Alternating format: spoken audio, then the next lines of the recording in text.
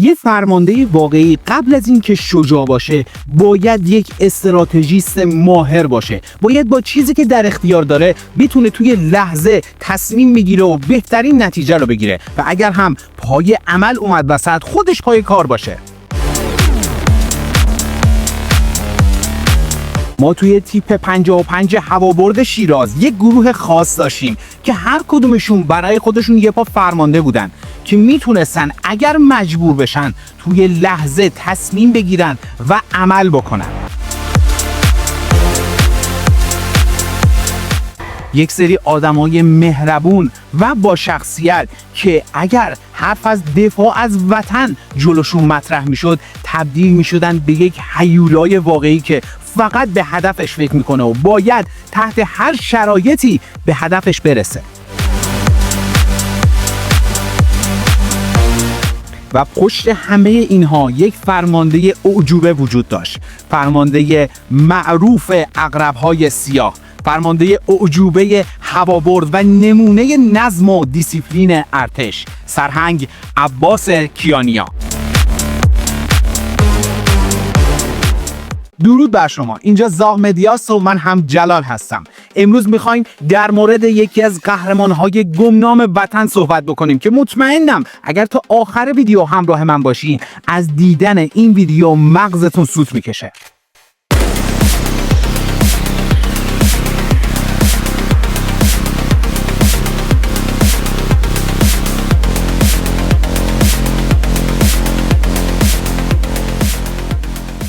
میخوام شروع بکنم ولی قبلش باید بهتون بگم که واقعا برای جمع‌آوری این اطلاعات زحمت کشیده شده. به خدا تیکه به تیکه، پازل در کنار پازل، اینقدری که این قهرمان ها بی ادعا هستند گمنام شدن و کار رو برای ما خیلی سخت میکنن. ولی مطمئن باشید ما هیچ وقت ناامید نمیشیم و این عشق و علاقه خودمون رو تبدیل به وظیفه کردیم و دوست داریم که قهرمان های وطن رو به شما معرفی بکنیم.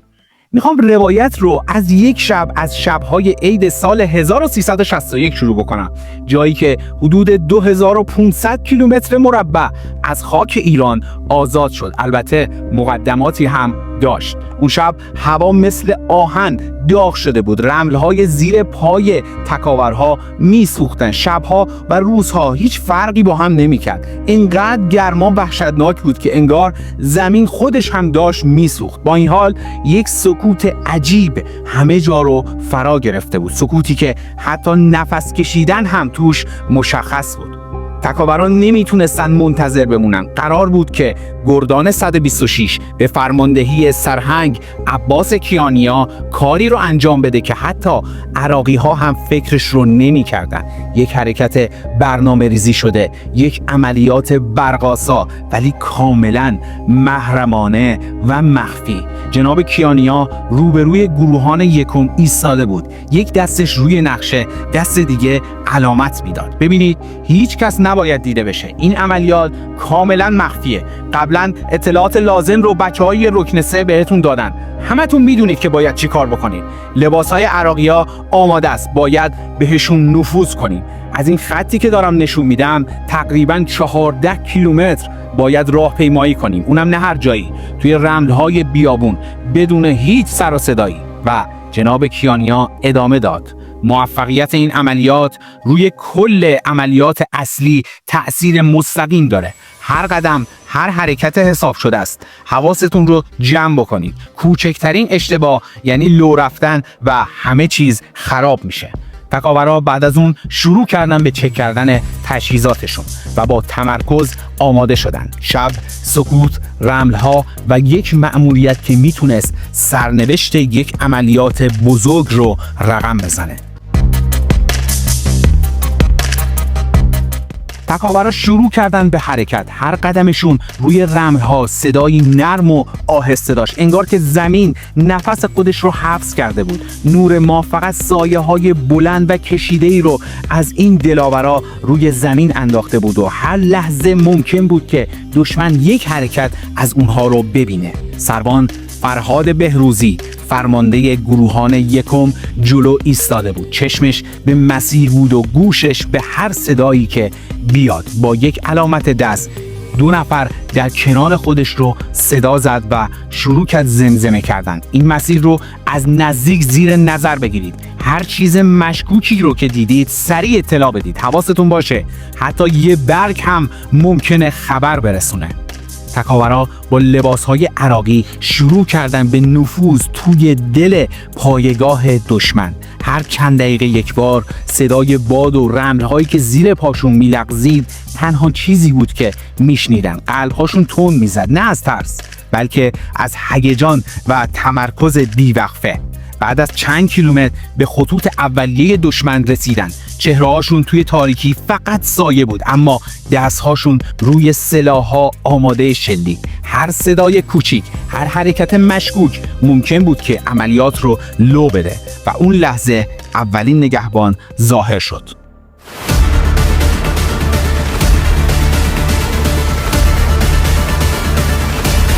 نگهبان تازه داشت قدم‌های خودش رو توی حیاط پایگاه میذاشت که یکی از تکاورا بی سر و صدا عین سایه رفت پشت سرش و با یک ضربه سرنیزه یا کارد یا چاقو اون رو ساکت کرد و از بین برد. 2 نفر بعدی نگهبان‌های دیگه همین مسیر رو رفتن، هر کدوم با حرکات هماهنگ مثل سایه‌ها یکی یکی بدون هیچ علامتی، هیچ سر و صدایی کار رو تموم کردن. میدونید این گروه از تکاورای نخبه هوابرد بودن، نیروهای گردان 126 زیر نظر سرهنگ کیانیا. به قول تیمسار کریمی یک گروه خود اکتفا. میدونید یعنی چی؟ یعنی وقتی که میرن مأموریت عین زنجیر به هم وصلن و جوری آموزش دیدن که توی بدترین شرایط نیازی به کسی ندارن. اونا فقط به یه چیز فکر میکنن، انجام مأموریتشون درست و دقیق. ولی اگر فکر میکنید که بدون برنامه عمل میکردن، باید بگم که سخت در اشتباهید. درست اعضای تیپ هوابرد یا بهتر بگم عقرب‌های سیاه بعضی موقع‌ها مجبور میشدن که توی لحظه تصمیم بگیرن و عمل بکنن، ولی همیشه برای عملیات‌ها و برای کارهایی که انجام میدادن یک برنامه‌ریزی بسیار دقیق انجام میدادن که از چندین لایه امنیتی رد میشد. یک برنامه فوق‌العاده که اگر واقعاً بهش فکر بکنی مغزت سوت میکشه. و این برنامه رو الان میخوام برای شما بگم. بعد از 14 کیلومتر پیاده روی توی رمل‌هایی که حتی راه رفتن روش سخت بود، رسیدن به پایگاه. تصمیمشون مشخص بود، مخفیانه وارد بشن و خودشون رو اونجا پنهان بکنن، نه اینکه توی اتاق یا توی زیرزمین یا پشت یک ماشین. قرار بود یک کار بی‌نظیر رو انجام بدن، یک کار بسیار سخت. اونها تصمیم گرفتن که برن زیر زمین، با برنامه‌ریزی خودشون رو زیر زمین پنهان بکنن تا فرصت مناسب براشون ایجاد بشه. و اینجاست که واقعا مغز آدم سوت میکشه. چندین ساعت شما بدون هیچ حرکتی زیر زمین پنهان شده باشی، جوری که حتی خیلی از جاها حتی نباید نفس بکشی که مبادا کل گروهان اونجا لو بره. و اینجاست که میفهمید که چه نخبه هایی بودن این دلاورا که نفوذ کردن به این پایگاه.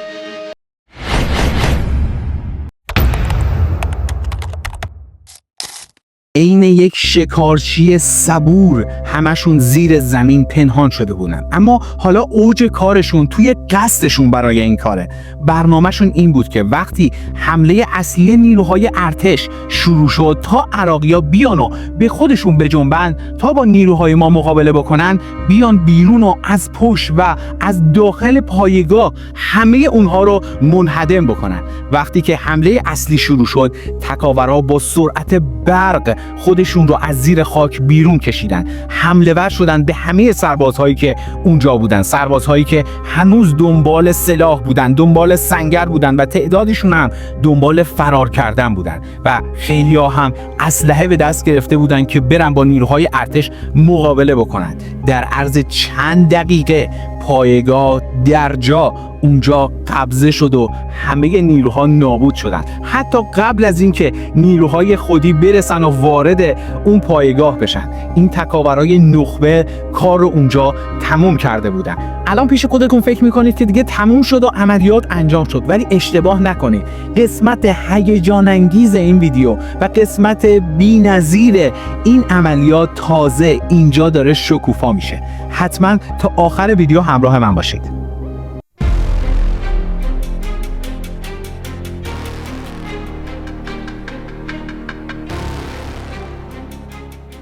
بعد از اینکه پایگاه افتاد دست تکاورا، کل اونجا پر شده بود از بوی باروت و انفجار. سربازها توی محوطه میچرخیدن دنبال هر چیزی که به دردشون بخوره، مدارک، نقشه، رمز، حتی یه تیکه کاغذ که بتونه یه سرنخ رو برای عملیات بعدی در اختیارشون قرار بده. یکی از تکاورا بین جنازه ها خم شد تا جیبای یک سرباز عراقی رو بگرده. ناگهان یه صدای ضعیف رو شنید، مثل یه ناله خپه.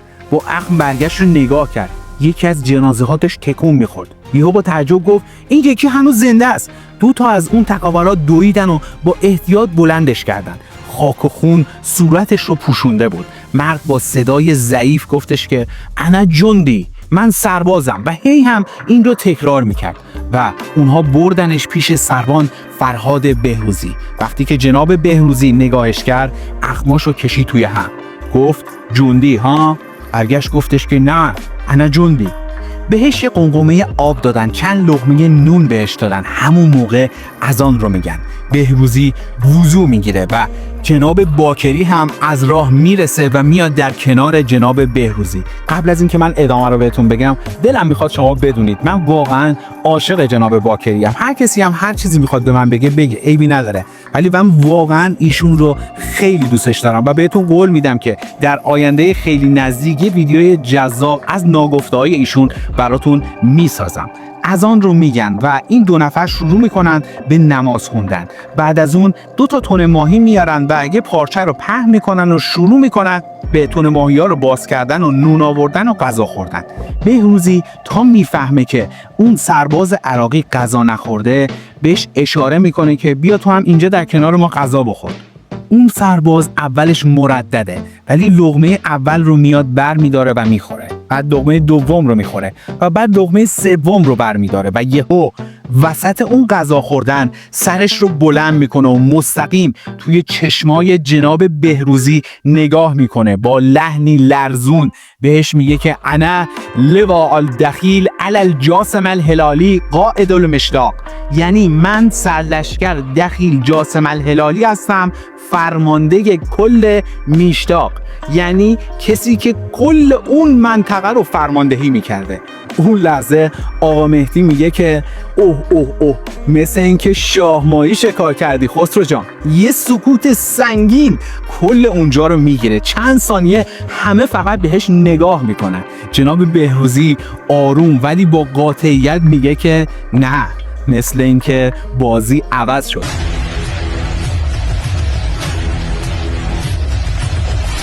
آخه این یه افشاگری وسط سفره ساده جنگی کل فضا رو عوض میکنه، چون دیگه مشخص میشه که این فقط یه اسیر نیست، بلکه یه شکار استراتژیکه که شاید حتی خود صدام رو هم توی شوک عمیق فرو ببره. آخه نمیدونید واقعا این سرلشکر کیه؟ بذارید من براتون توضیح بدم. دخیل جاسم الهلالی اهل ناصریه و از فرمانده های قدیمی و قابل ارتش عراق بوده. سابقه فرماندهی لشکر 6 زرهی عراق رو هم توی قبل از جنگ داشته. در جنگ با اسرائیل هم حتی شرکت کرده. قبل از شروع جنگ تحمیلی بازنشسته میشه، اما صدام در اول جنگ دوباره اون رو برمیگردونه و دوباره اون رو به خدمت فرا میخونه و یه قولی رو هم اما اول بهش میده. الان با درجه سرلشکری به عنوان فرمانده تیپ مأموریت‌های ویژه رو میری انجام میدی، ولی 6 ماه دیگه برمیگردی و سپهبدی رو از دست خود من میگیری و فرمانده سپاه میشی. ولی این بنده خدا به آرزوش نرسید چون شکار شده بود. اما اگر یه چیزی رو واقعا اینجا بهتون نگم حیفم میاد. این سرلشکر عراقی طبق حرفای خودش هر جا که میرفته 25 تا کماندوی زبده همیشه همراهش بوده. حسابش رو بکنید، همیشه اینا کنارش بودن و ازش محافظت میکردن.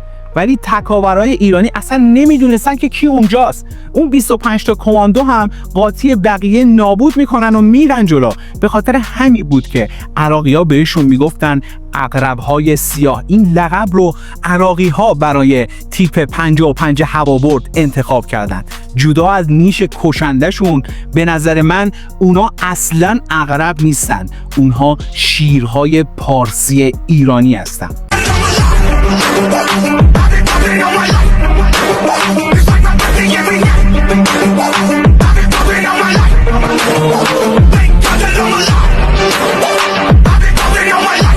حالا قبل از این که بخوام این ابرمردی که میخواستم داخل این ویدیو بهتون معرفی بکنم، میخوام اینجا یه قولی رو بهتون بدم. من به شما قول میدم که در آینده نزدیک یک ویدیوی جذاب در مورد تیمسار بهروزی برای شما بسازم. ایشون جز نخبه های بی همتای هوابرد هستن و من حتما این ویدیو رو برای شما میسازم و در اختیارتون قرار میدم. خب بریم سراغ یکی از بابک خرمدین های زمان خودش، سرهنگ سرفراز و قهرمان واقعی ایران، عباس کیانیا. شاید تا حالا اسمش رو نشیده باشین، اما این مرد و گردان 126 از اون قهرمان‌های واقعی این خاک بودن که توی نبردها حماسه هایی رو آفریدن. گردان 126 بخشی از تیپ 55 هوابرد شیرازه که وسط آتیش و دود بدون ذره عقب نشینی می جنگیدن و نفسشون بند نمی اومد، چون فرماندهی بود که وسط حملات توپخانه و هوایی دشمن زخمی میشه، از سر، از پا و از داخل بدن، ولی یک لحظه هم عقب نمیکشه و هیچ وقت هم صداش به ناله و شکایت بلند نمیشه. این مرد نه فقط بزرگ و قوی هیکل بود، بلکه روحش هم بزرگتر از هر چیزی بود که تا الان دیده بودیم. واقعا من دلم میخواد اینجا ماشاءالله بگم به ایشون. یک ستون محکم بود توی دل نبردهای رزمنده های ایران. این قهرمان هایی بودن که آموزش های سخت و نفسگیر رو پشت سر گذاشته بودن، آموزش هایی که فقط آدمای با دل و جرأت میتونستن از پسشون بر بیان و اینها رفته بودن، این آموزش ها رو گذرونده بودن تا بیان شاگردهای بسیاری رو برای این آب و خاک تربیت بکنن.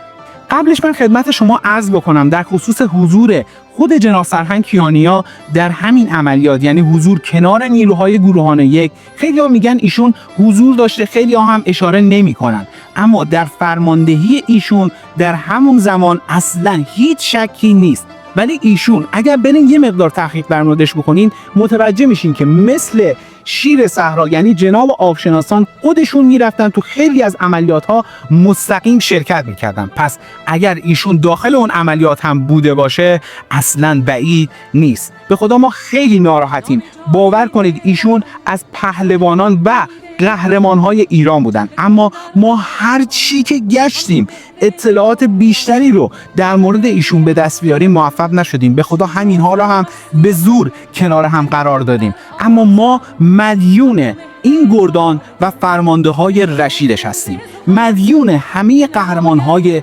ارتشیم که توی گمنامی با غیرت و با شرف واقعی جنگیدن. اونایی که وقتی باهاشون حرف میزنیم میگن وظیفه‌مون بوده، باید میجنگیدیم برای وطنمون، اما وظیفه ما هم هست که یادشون بکنیم و یاد اونها رو زنده نگه داریم. نباید بذاریم که اسم این دلاورا توی تاریکی تاریخ فراموش بشه و گم بشه.